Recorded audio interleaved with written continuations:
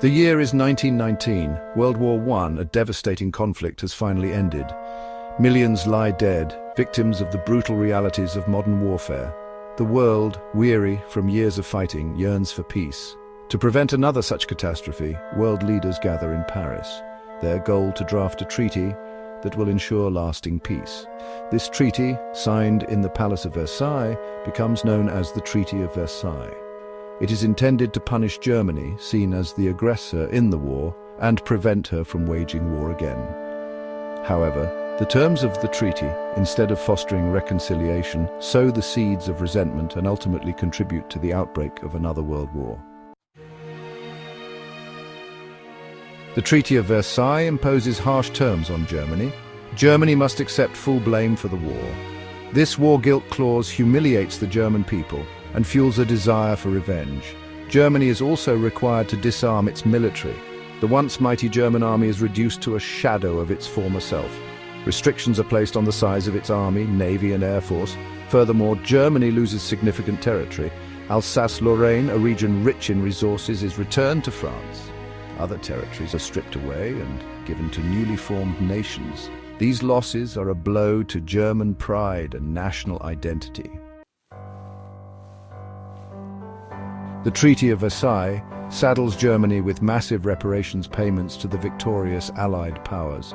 The amount is staggering, intended to cripple the German economy and prevent its recovery. Germany is forced to hand over vast sums of money, coal, and other resources. This financial burden exacerbates the already dire economic situation in post-war Germany.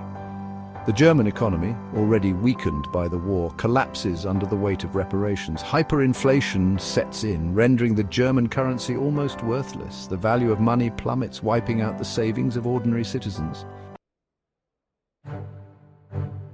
Section 4, Seeds of Resentment, Public Opinion in Germany. The Treaty of Versailles is deeply unpopular in Germany. Many Germans view it as a dictated peace, a humiliating and unfair punishment. The economic hardship caused by the treaty fuels resentment and anger towards the Allied powers. The stab-in-the-back myth, a conspiracy theory claiming that Germany was betrayed by internal enemies, gains traction. This myth blames politicians, communists, and Jews for Germany's defeat, further dividing German society. Social and political instability grip Germany. The Weimar Republic, the new democratic government, struggles to maintain order. In this climate of anger, despair, and instability, extremist groups, including the Nazi Party, find fertile ground to spread their message of hate and intolerance. Section 5, a charismatic leader emerges, Adolf Hitler and the Nazi Party. In the turbulent years following World War I, a charismatic but dangerous figure emerges on the German political scene, Adolf Hitler. A decorated veteran of the war, Hitler returns to a defeated Germany, deeply affected by the humiliation of the Treaty of Versailles. He joins a small, fringe political party known as the National Socialist German Workers' Party, or Nazi Party. The Nazi Party, fueled by nationalism and resentment over the treaty, promises to restore Germany to its former glory. Hitler, with his fiery rhetoric and promises of a stronger Germany, quickly rises through the ranks of the party.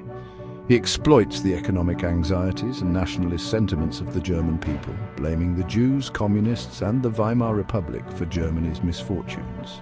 Hitler's message resonates with a growing number of Germans disillusioned with the status quo. He offers scapegoats for their suffering and promises a return to greatness. Section 6. The Nazi grip on power from party to government.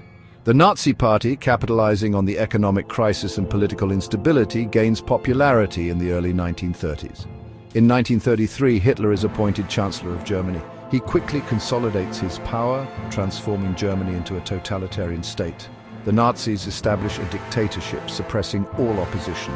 Freedom of speech is curtailed and opponents of the regime are imprisoned or murdered. Germany, once a fledgling democracy, becomes a one-party state under Hitler's iron-fisted rule. Section 7. Rearming Germany, defying the treaty.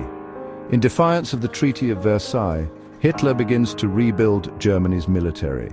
He expands the army, navy, and air force, creating a formidable war machine.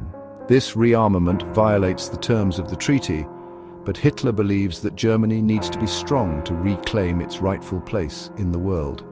The international community, wary of another war, initially hesitates to confront Hitler. The policy of appeasement, adopted by Britain and France, aims to avoid conflict by making concessions to Hitler.